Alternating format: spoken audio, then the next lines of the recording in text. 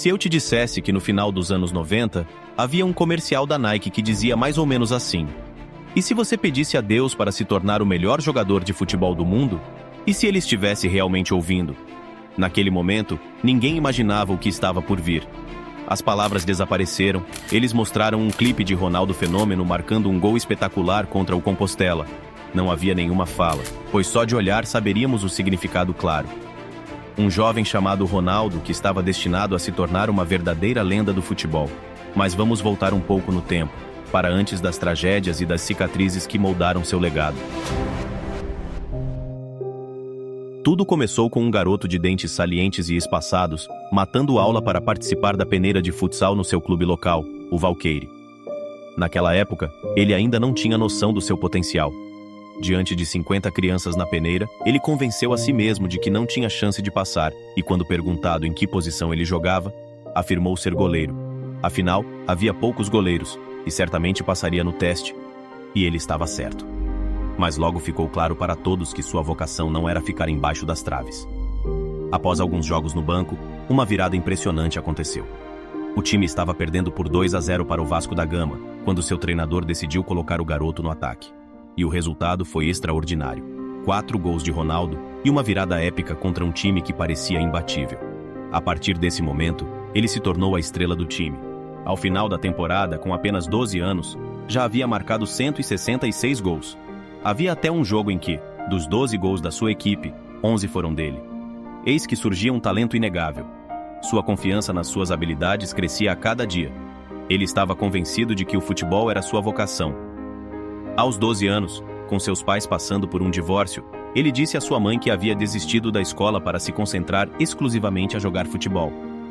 Ela ficou furiosa, disse que ele não teria futuro, que se tornaria um Zé Ninguém. Mas, por mais que ela tentasse, logo percebeu que não poderia fazer nada para mudar a decisão do filho. Trabalhando 12 horas por dia em um restaurante, ela não tinha como controlar suas ações. E como ela mesmo disse, havia coisas muito piores que um filho poderia fazer após passar por momentos difíceis do que jogar futebol. E essa escolha, por mais insana que parecesse, foi a melhor decisão que ele poderia ter tomado. Nos 2 anos seguintes, sua fama cresceu exponencialmente. A história do garoto abençoado pelos deuses começou a circular. Aos 13 anos, ele se mudou para o Social Ramos e, aos 14, para o São Cristóvão, onde jogava na categoria Sub-20. Mesmo sendo 6 anos mais novo que todos ao seu redor. A partir daí, grandes clubes começaram a ficar de olho nele. Primeiro, fez um teste no Flamengo, seu clube de infância, e foi muito bem. Até o chamaram para um segundo teste, mas como se recusaram a pagar suas passagens de ônibus, ele desistiu. No entanto, sua jornada estava longe de acabar.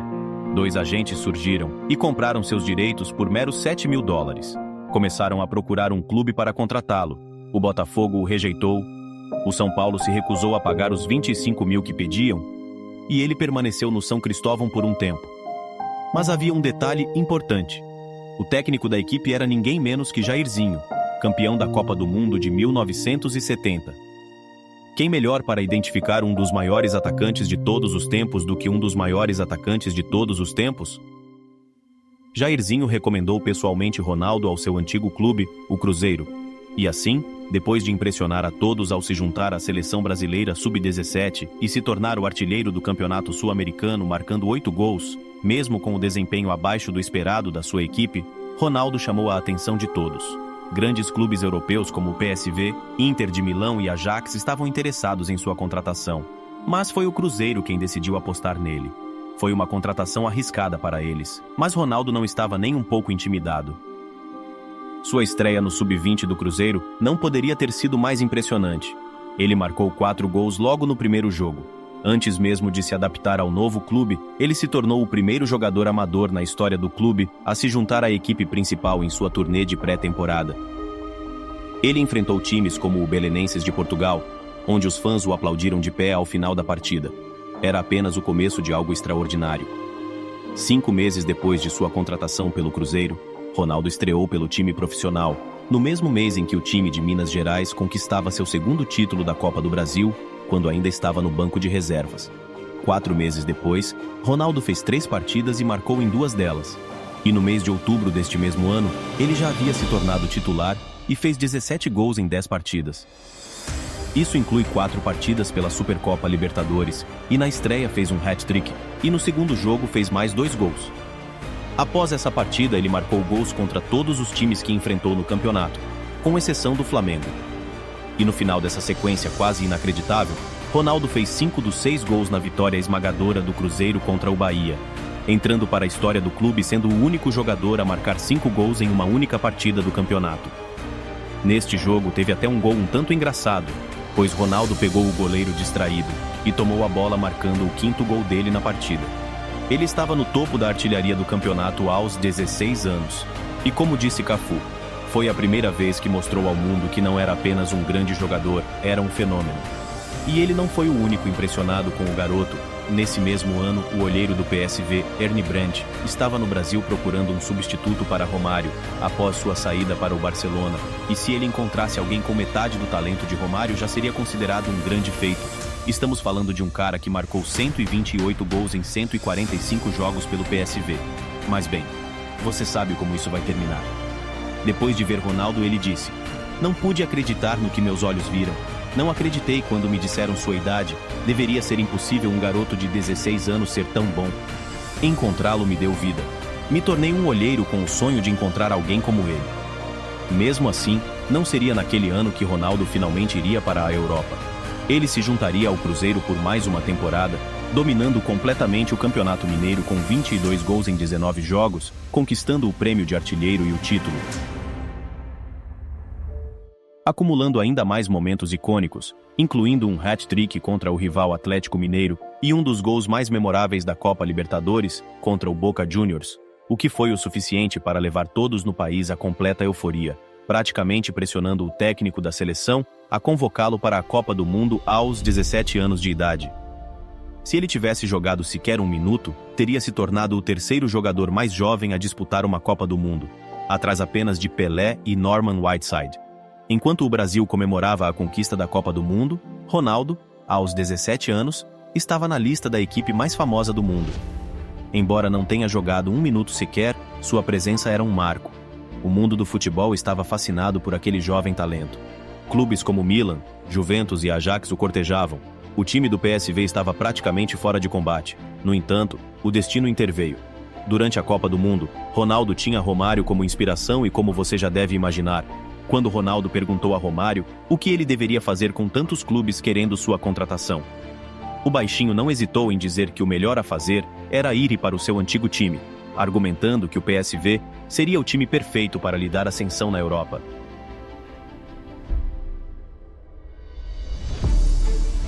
Não podemos afirmar que teria sido melhor que Ronaldo fosse para o Ajax, pois naquele ano o time holandês conquistou a Liga dos Campeões, o único título que Ronaldo não conquistou. Num ponto foi bom, pois podemos assistir o técnico do Ajax dizer que não precisava de Ronaldo, pois eles tinham Kluivert. E acreditem ou não, Kluivert marcou 22 gols naquela temporada, e Ronaldo, no momento em que chegava ao PSV, foi perguntado quantos gols ele faria e ele disse 30. E se isso pareceria muita audácia para a primeira temporada de um jogador de apenas 18 anos na Europa? Realmente foi, pois ele não cumpriu com sua palavra, pois ao invés de marcar 30 gols, Ronaldo marcou 35. Apesar disso, ao contrário do que se poderia imaginar, quando ele chegou não havia praticamente nenhum fã esperando por ele. Enquanto hoje, um jogador como Vinícius Júnior pode chegar do Brasil com alguns gols em seu nome, e já ter 40 mil fãs esperando. Naquela época, as coisas não eram bem assim. Ninguém sabia quem era esse garoto. Até mesmo o PSV não fez muito questão de facilitar sua adaptação ao novo país. Ele chegou ao aeroporto praticamente sozinho, com um pedaço de papel amarrado no peito com seu nome escrito. Semanas depois, muitos comentários aleatórios argumentavam que 6 milhões era muito para um jovem desconhecido, que ele era inexperiente e que seria um fracasso. Bem, Ronaldo marcou apenas um gol em seu primeiro jogo, 2 no segundo e 3 no terceiro. Mesmo assim, ele saiu derrotado contra o Leverkusen nesta terceira partida, mas sua atuação enviou ondas de choque por toda a Europa, calando a boca daqueles que fizeram comentários precipitados a seu respeito. Muitos afirmam que esse foi o momento mais importante de sua carreira. Após o jogo, várias lendas passaram a elogiar o jovem garoto. Até mesmo Beckenbauer, o gigante alemão conhecido como Der Kaiser, que definitivamente não é facilmente impressionado, estava claramente emocionado naquele dia, eventualmente afirmando: "Hoje testemunhamos o novo Pelé. E deixe-me dizer, poucas pessoas conheciam Pelé tão bem quanto Beckenbauer. Então, quando ele disse isso, todos ouviram."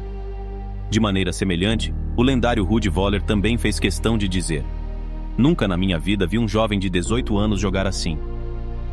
Mas o que sempre achei engraçado sobre essa citação é que no dia em que ele disse isso, Ronaldo ainda tinha 17 anos.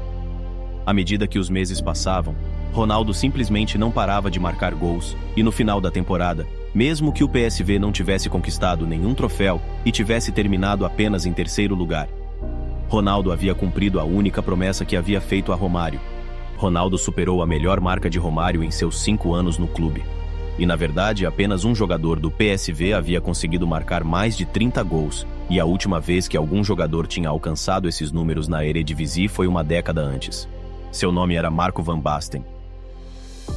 Depois de uma temporada como essa, os grandes clubes ficaram mais implacáveis do que nunca. Especialmente a Inter, que fez uma oferta atrás da outra, tentando compensar o fato de ter falhado em garantir sua contratação 3 anos antes. Mas o PSV nunca cedeu. E eventualmente, tentando provar que não precisavam de Ronaldo, eles foram e contrataram alguém que acreditavam ser tão bom quanto. O vencedor da Bola de Ouro do Mundial Sub-20 daquele ano, Caio Ribeiro, mais conhecido como Caioba no Brasil. Se você não se lembra dele, bem, provavelmente é porque, até o momento em que ele deixou a Itália 2 anos depois, tudo o que ele conseguiu fazer foi marcar um único gol. Após uma temporada em que até mesmo Pelé o aplaudiu de pé em uma partida contra a Inglaterra, Ronaldo entrou em sua segunda temporada mais explosivo do que nunca, marcando 4 gols em uma única partida da Copa da UEFA, e no início de outubro, ele já tinha 11 gols em 8 partidas. No entanto, foi nesse momento que os primeiros sinais de alerta foram levantados. Depois de passar por um surto de crescimento que o fez crescer 4 centímetros e ganhar 6 quilos, Ronaldo vinha reclamando desde o início da temporada que não estava se sentindo bem, e nesse mês, a dor nos joelhos finalmente se tornou insuportável. Ficando afastado por 24 dias e olhando para a forma como ele jogava, a força que exercia sobre os joelhos a cada jogada, é incrível que suas rótulas não tenham se transformado em pó. Vê-lo em reabilitação era tão comovente quanto impressionante. Sua determinação era fora do comum. Em um dos vídeos, você pode ouvi-lo falar e... sabe o que ele disse? Ele disse: "Eu preciso do futebol, eu preciso marcar. Isso é a minha vida. Se eu não posso fazer isso, eu... Bem, ele nunca terminou essa frase, mas acho que todos podemos imaginar o que ele estava prestes a dizer. Ainda assim, mesmo que todos começassem a temer o pior, ele simplesmente voltou e rapidamente iniciou uma sequência em que marcou 8 gols em 5 jogos, incluindo um hat-trick em apenas sua segunda partida desde a lesão. Mas infelizmente a montanha-russa não terminaria aí. Quando dezembro começou, Ronaldo se machucou novamente. Após uma ressonância magnética, o pior foi confirmado. Além da inflamação óbvia no joelho, havia também calcificação e seria necessária uma cirurgia. Em fevereiro, finalmente foi realizada a cirurgia. Ele foi avisado para ter cuidado e dar tempo para a reabilitação, mas em vez disso, ele continuou tentando forçar a equipe a deixá-lo treinar com o time e cerca de 5 semanas depois, logo após o PSV finalmente perder e cair para o segundo lugar na tabela, ele voltou à escalação da equipe. Como ele diria anos depois: "Um fenômeno não pode falhar, não pode sentir dor e nunca pode parar de marcar gols."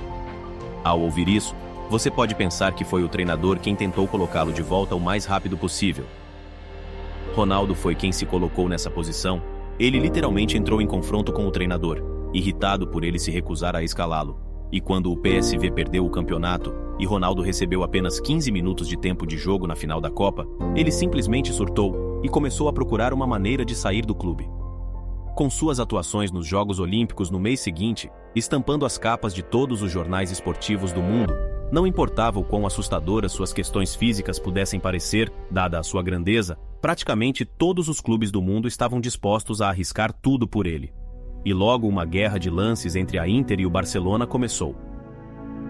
Enquanto a Inter ainda estava em desvantagem, preocupada com o potencial de lesões, o Barcelona estava desesperado para contratar um atacante de alto nível após várias negociações mal-sucedidas com o Blackburn pelo Alan Shearer, que insistia que o jogador nunca deixaria o clube.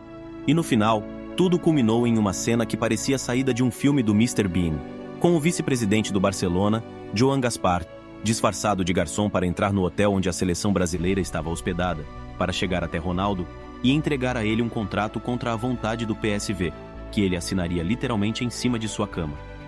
Uma vez feito isso, era apenas uma questão de convencer o PSV a aceitar, o que foi relativamente fácil considerando que o Barcelona estava disposto a pagar um recorde mundial de 15 milhões de euros pelo jovem de 19 anos, que na época também fez questão de arruinar seu relacionamento com o clube, chamando seu treinador de estúpido e afirmando que até jogaria pelo Barcelona de graça. Ironicamente, 2 semanas depois, o recorde de transferência foi quebrado novamente, quando Alan Shearer se transferiu para o Newcastle. Eu só gostaria de ter visto as expressões no rosto dos dirigentes do Barcelona quando receberam a notícia. No entanto, tenho certeza de que eles não se importaram muito, já que até o final daquele ano, Ronaldo havia sido eleito o jogador mundial da FIFA e havia perdido o prêmio da Bola de Ouro por um único voto. Como sua própria mãe diria, naquela época, Ronaldo não me pertencia mais, ele pertencia ao mundo. Era assim que famoso ele era. Um ano depois, após alguns problemas nas negociações de contrato no Barcelona, eles finalmente conseguiram o que tanto queriam, quebrando o recorde de transferência mais uma vez.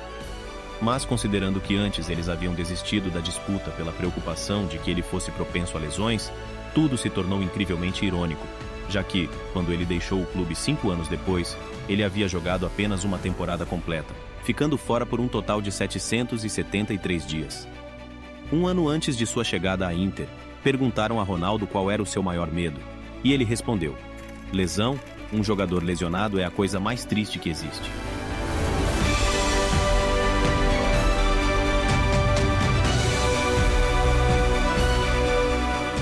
Gostou deste vídeo?